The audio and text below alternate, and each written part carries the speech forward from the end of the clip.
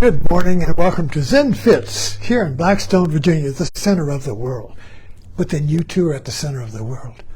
This is a Monday. Happy Monday, because Monday means nothing. Yeah. Anyway, the title of this talk is Nothing Happened on That Night. So I was writing about this morning, which is where I get the ideas for my talks. And a few years ago, I would say a awakening event happened because nothing happened. So let's explain. So my wife and I were driving back to Blackstone on a curving country road at night, and some other cars were coming, but we were on this curve, and this other car, and this was not very far away, I mean just a couple of car lengths away, this other car just kept going straight at me, and so it went like this. In other words, blinded by the lights, there was no warning, there was no thought, there was no noticing, oh, somebody's coming, oh, no, oh, he's coming, right. There was nothing. Nothing was happening in the sense that I was noticing anything was happening. But it was just like this. In other words, the car came right in my lane, and I moved over with my right wheels in the gravel, in the grass. Fortunately, there was nothing there, and I was just in the grass off the road, and then I was back on the road, and I was going on. And it was then that I noticed what happened, or I thought about what happened, or I said, oh my God, wow, what was that? I began thinking about it. I began to be aware, conscious of it. But during the moment, there was no consciousness in the sense that I'm doing something is happening to me, something is happening, this is an experience. It was just like that. It was like that, quick. Nothing happened, and yet everything happened. So and how do I integrate that? We all have experiences like that. Near death, there was no closer to death than that moment, because that car went by me like a bull. And you know how close the matador gets to the bull? The matador dances with the bull.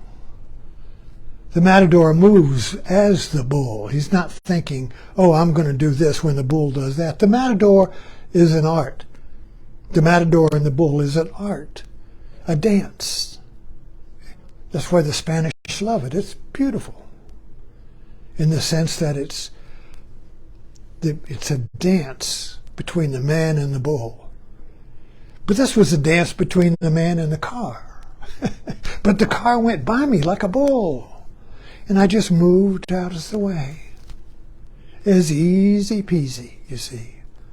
No effort, no thought, no preparation, no experience.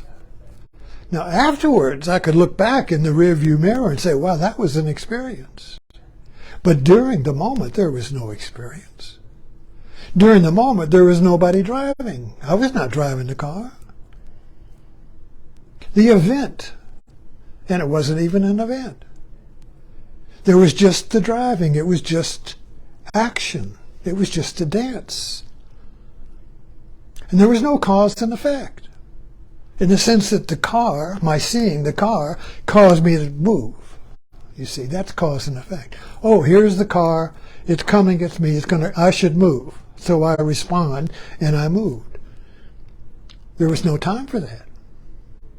So we all experience these moments, I'm sure. But it's very difficult to integrate these moments into our everyday life where I'm here and it's there, cause and effect. The world causes me to do things. I'm the effect of the world. You say something, I do this. You do this, I do that. The world does this, I respond, you see. Cause and effect. But in the moment where nothing is happening, There's no cause and effect. Cause and effect are one. The separation between cause and effect merges into one. And there's just the dance. Just the dance, you see. So this makes me question, and you should question, is life really a dance like that? Is there really cause and effect? I mean, I know we impose cause and effect on reality so we can catch a bus and fix the car and function in society. We need that in order to function as somebody, you know, this law of cause and effect. Now, Buddha calls this law of cause and effect the wheel of samsara, or ignorance, he says. So the world that we perceive as reality, governed by cause and effect, something by even physics. Newton said, well, if nothing hits the billiard ball, it will never move. The billiard ball won't move until there is an external force, right? So we perceive this is common sense world. You know, in other words, nothing moves unless something else moves it. But there was nothing that law did not work on that curve in the night when nothing happened. There was no cause and effect. There was no gap. The cause and the effect were one. The car moved and I moved like that. You see. There was no gap. There was no thinking. There was no, there was no perception. Even me perceiving the car. There was seeing, there was knowing, but it was not divided into me and it, a doer and a done. It was not divided into subject and object. There was no language there. Language divides everything, divides reality into me, the subject, the world is the object, and the verb is what I'm doing to the world, or the world is doing to me. Subject, verb, object. A noun does something to another noun. Things. There was no things on that curve in the night, you see. From the beginning, not a thing is, says Buddha. No thing. No thing. So Buddhism, Zen particularly, is always trying to point to this no thingness, this no cause and effect realm. It's another dimension. And we stumble into it once in a while when death is close. I'm sure this is why people love risky sports, because a risky sport, climbing a mountain with your fingers, you see, puts you in the conditions where there is no time. If you're thinking about what to do, you're going to fall off. In order to climb that mountain, you have to be the mountain, and the mountain is you. You are one with the mountain. There's no you doing it, you see. So we put ourselves, many people put themselves into these situations where this other dimension, this causeless dimension happens. We go to movies for that. We sit in the audience in a cause and effect world of samsara. I'm here and you're there and I'm looking around. I'm here, the world is there, my neighbor's there, everything's an it all around me, you see. All these its, and I can name them all. I can name all the its, you know, give them name, study an it, get a PhD on an it. You see, that's the world of cause and effect. But once in a while we drop into another dimension.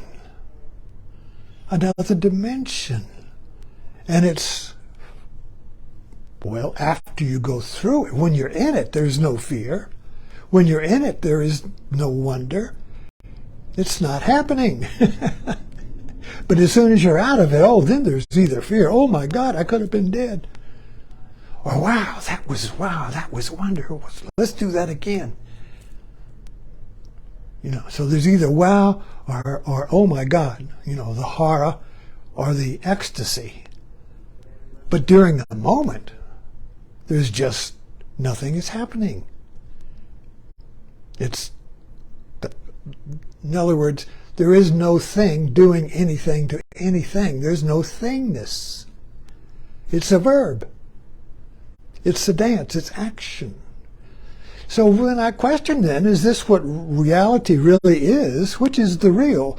My thinking about it or the doing of it, you see? Now, in the doing of it, there's nobody doing anything. For when that car and me were going like this, there was no time there. I dropped into another zone, you know. So anyway, we're...